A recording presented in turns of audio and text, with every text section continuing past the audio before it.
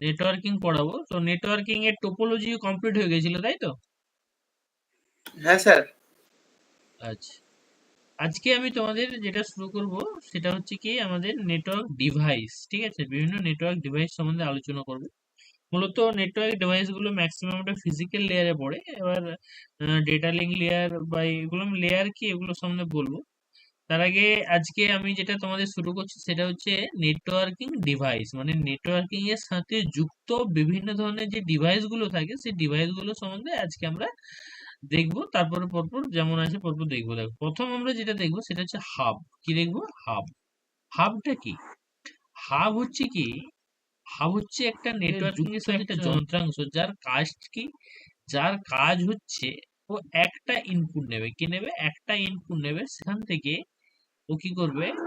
Multiple output দেবে। মানে আমরা বলতে পারি ও একটা ডিভাইস থেকে, মানে একটা কানেকশন থেকে মাল্টিপুল ডিভাইসে কানেকশন করার জন্য কি ব্যবহার করে? হাব। হাব ব্যবহার করে। মানে এখানে ইনপুট এলো, এখানে অনেক ধরনের কি আছে, মানে অনেকগুলো পোর্ট আছে, তার এর সাথে অনেকগুলো ডিভাইস কি হতে পারে? কানেক্ট হতে পারে। অনেকগুলো ডিভাইস কানেক্ট হতে পারে। ঠিক আছে, অনেকগুলো ডিভাইস কি হতে পারে? কানেক্ট হতে পারে। যেমন আমি যদি একটা এক্সাম্পল দিই, সাপোজ আমার কম্পিউটারে কি হয়েছে, একটা ইউএসবি পোর্ট পোর্ট রয়েছে। কটা ইউএসবি পোর্ট রয়েছে? একটা ইউএসবি। দেখো, আমার একটা ইউএসবি পোর্ট রয়েছে, আমি চাইছি আমার এই পোর্ট থেকে আমি কি করব, আমাকে কম্পিউটারের সাথে কিবোর্ড কানেক্ট করতে হবে, আবার পেন ড্রাইভ কানেক্ট করতে হবে, আবার মাউস কানেক্ট করতে হবে, আবার পেন ড্রাইভ কানেক্ট করতে হবে। তো চারটে কানেকশন করতে হবে। তাহলে একটা ইউএসবি ডিভাইসের মাধ্যমে, একটা ইউএসবি পোর্টের মাধ্যমে কি করা সম্ভব? সম্ভব নয়। তখন আমরা কি করে থাকি? এই ইউএসবি পোর্টে আমরা কি করি? একটা হাব লাগাই। হাব, হাবের কাজটা হচ্ছে কি, এই একটা পোর্ট থেকে আমি কানেকশন করে নিলাম, এরকম একটা ডিভাইস থাকে যে কি করে এখানে মাল্টিপুল পোর্ট আমাদের কিন্তু প্রোভাইড করে থাকে। মাল্টিপুল পোর্ট কিন্তু প্রোভাইড করে থাকে। এগুলোর সাহায্যে আমরা কি করতে পারি? মাল্টিপুল ডিভাইসকে কানেক্ট করতে পারি। মাল্টিপুল ডিভাইসকে কানেক্ট করতে। ঠিক আছে, এটা হচ্ছে হাব। এটা হচ্ছে কি? হাব। হাব হচ্ছে যে আমরা একটা পোর্ট থেকে বা একটা ডিভাইস থেকে মাল্টিপুল ডিভাইস কানেক্ট হওয়ার জন্য যেটা ব্যবহার করি সেটাকে আমরা বলছি হাব। হাব মূলত দেখো আমরা স্টার টোপোলজি পড়ে এসেছি। তো স্টার টোপোলজি দেখো একটা এরকম মাঝখানে ডিভাইস থাকে, সেখান থেকে মাল্টিপুল ডিভাইস কানেক্টেড থাকে। ঠিক আছে, তো এই স্টার টোপোলজির ক্ষেত্রে কিন্তু এই হাবটা ব্যবহার করা হয়। ঠিক আছে, তুমি হাব বলতে দেখো আমরা কম্পিউটারে যে ব্যবহার করো তোমরা জানো ভালো করে, আমরা কম্পিউটারে যখন ইউএসবি পোর্ট কম থাকে তখনও কিন্তু আমরা এই হাব ব্যবহার করে থাকি। কি ব্যবহার করে থাকি? হাব, ইউএসবি হাব অবশ্য। ঠিক আছে, আর নেটওয়ার্কিং এ যেটা ব্যবহার করে ল্যান হাব, মানে আমাদের এই যে ল্যান পোর্ট থাকে, কি কি পোর্ট থাকে? LAN port. সপোজ আমাদের একটাই ল্যান পোর্ট এসছে, ঠিক আছে, এখান থেকে আমার কটা কম্পিউটার আছে? 10টা কম্পিউটার। তাহলে 10টা কম্পিউটারের সাথে কিভাবে কানেকশন হবে?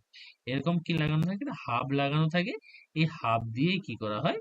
এই প্রত্যেকটা কম্পিউটারের সাথে কানেক্ট করা হয়। ঠিক আছে, তাহলে হাবের কাজ কি? হাবের কাজ হচ্ছে একটা কানেকশন থেকে, মানে একটা পয়েন্ট থেকে মাল্টিপুল কম্পিউটার কানেক্টেড করা। এটা হচ্ছে কি হাবের কাজ।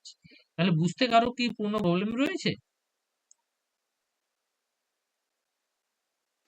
না না স্যার। স্যার। ঠিক আছে, তাহলে দেখো স্টার টপোলজিতে অনেকগুলি কম্পিউটারের মাধ্যমে যে কেন্দ্রীয় ডিভাইস বা যন্ত্রের সঙ্গে সরাসরি যুক্ত থাকে হাব বলে। হাব সাধারণত পোর্টের সংখ্যা ফোর ফোর পোর্ট বিশিষ্ট হাব হয়, 8 পোর্ট বিশিষ্ট হাব, 16, 24 পোর্ট পর্যন্ত বিশিষ্ট হাব হয়ে থাকে। ঠিক আছে, আমাজন ফ্লিপকার্টে সার্চ করলে দেখবে হাব, বিভিন্ন টাইপসের হাব ডিভাইস দেখতে পাবে, যেগুলো এভাবে অনেকগুলো পোর্ট কানেক্ট। এখন দেখবে ইউএসবি হাব বেরিয়ে গেছে ফোনের ক্ষেত্রে বা কম্পিউটারের ক্ষেত্রে। দেখবে দেখবে একটা হাবের মধ্যে ইউএসবি, দেখো মডার্ন হাব বেরিয়ে গেছে, একটা হাবের মধ্যে মাল্টিপুল পোর্ট আছে, এমএমসি পোর্ট রয়েছে। ঠিক আছে, আবার পেন ড্রাইভ ইউএসবি পোর্ট রয়েছে, আবার এমনি পেন চিপ লাগানো যাবে তার জন্য একটা আলাদা পোর্ট রয়েছে। এগুলো মানে একটা ওটিজির মতো নাকি? না, ওটিজির মতো না। হাব তো একটা কানেকশন থেকে মাল্টিপল কানেকশন করা যায়। ঠিক আছে, আমি যদি দেখো আমি ছবি দেখিয়ে দিচ্ছি।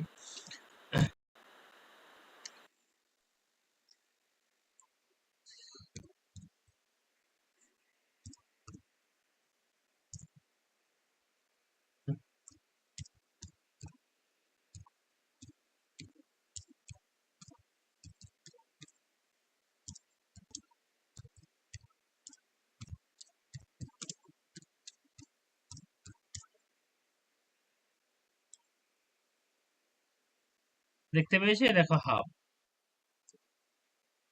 দেখতে পেয়েছো তো? হ্যাঁ স্যার। দেখো, একটা এই ডিভাইস থেকে মাল্টিপল ডিভাইস কানেক্টেড থাকবে, ঠিক আছে? আবার স্যার ইউএসবি, বলছি কি কি শোনা যাচ্ছে না? শোনা যাচ্ছে না? শোনা যাচ্ছে তো। কি মানে কিটা হচ্ছে না বলো? দেখো এটা হচ্ছে, দেখো ইউএসবি হাব, দেখতে পেয়েছো? দেখো এগুলো হচ্ছে ইউএসবি হাব, এগুলো আমরা ব্যবহার করি দেখো কম্পিউটারের ক্ষেত্রে। সেরকম দেখো এটাকে আমি বলছি হাব, একটা ডিভাইস থেকে মাল্টিপল ডিভাইস কানেক্টেড থাকবে, ঠিক আছে?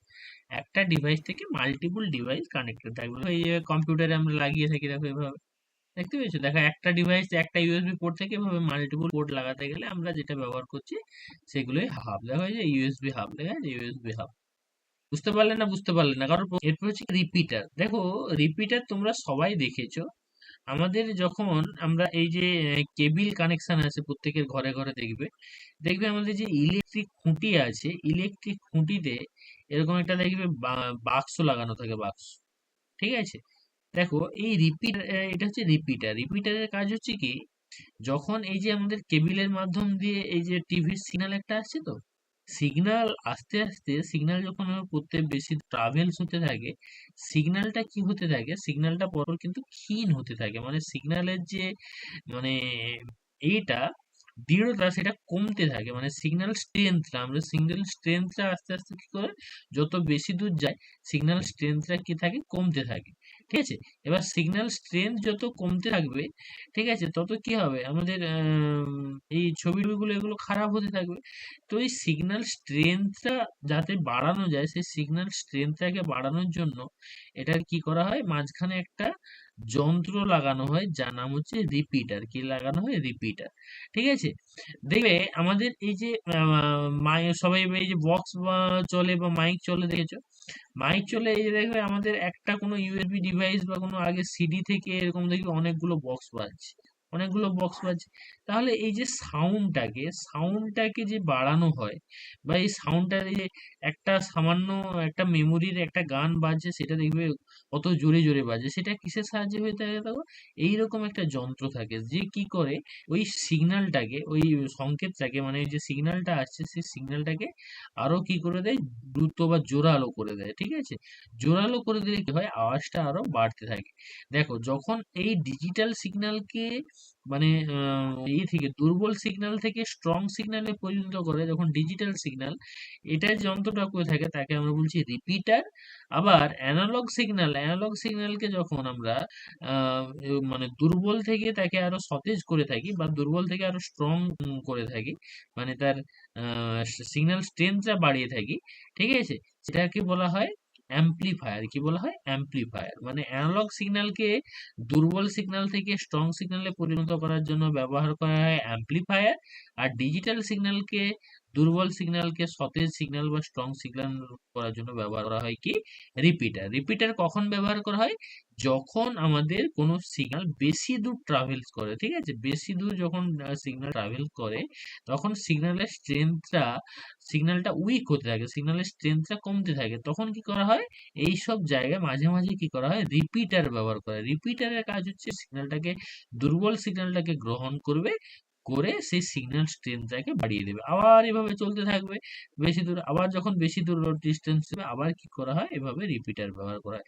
দেখবে আমাদের যখন এই কেবিল, তোমাদের দেখবে কেবিল যখন আসে বা এসে, দেখবে খুঁটিয়ে দেখবে মাঝে মাঝে এরকম একটা বক্স লাগানো থাকে, এভাবে রিপিটার লাগানো থাকে, ঠিক আছে? এই সিগন্যাল গুলো কি করা হয়, স্ট্রেংথটাকে বাড়িয়ে দেওয়া হয়, সিগন্যাল স্ট্রেংথটাকে বাড়িয়ে দেওয়া হয়, ঠিক আছে? অ্যানালগ সিগন্যাল স্ট্রেংথ বাড়ানোর জন্য ব্যবহার করা হয় অ্যাম্প্লিফায়ার। আর ডিজিটাল সিগন্যালের স্ট্রেংথ বাড়ানোর জন্য ব্যবহার করা হয় কি? রিপিটার। কি ব্যবহার করা হয়? রিপিটার, ঠিক আছে? তাহলে বুঝতে কারো কোনো অসুবিধা আছে? না স্যার। অসুবিধা নেই তো? তার সিগন্যাল স্ট্রেংথ বাড়ানোর জন্য আমরা যেটা ব্যবহার করি সেটা হচ্ছে রিপিটার। ডিজিটাল সিগন্যাল স্ট্রেংথ বাড়ানোর জন্য ব্যবহার করা হয় রিপিটার।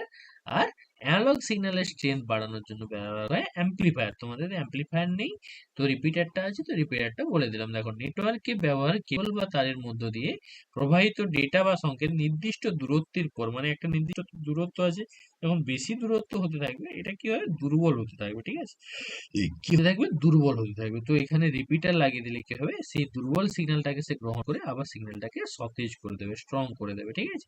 নির্দিষ্ট দূরত্বের পর দুর্বল হয়ে পড়ে, রিপিটার এই ক্ষীণ সংকেত গ্রহণ করে পুনরায় সতেজ করে। অর্থাৎ রিপিটার ব্যবহারের ফলে দ্বিগুণ দৈর্ঘ্য পর্যন্ত এই গতি ঠিকমতো বজায় থাকে, ঠিক আছে। ওএসআই মডেলে ফিজিক্যাল স্তরের সঙ্গে রিপিটার যুক্ত থাকে। ওএসআই মডেল কি বা টিসিপি/আইপি মডেল কি, এগুলো সম্বন্ধে আমরা আলোচনা করব কিছুক্ষণ পরে, ঠিক আছে।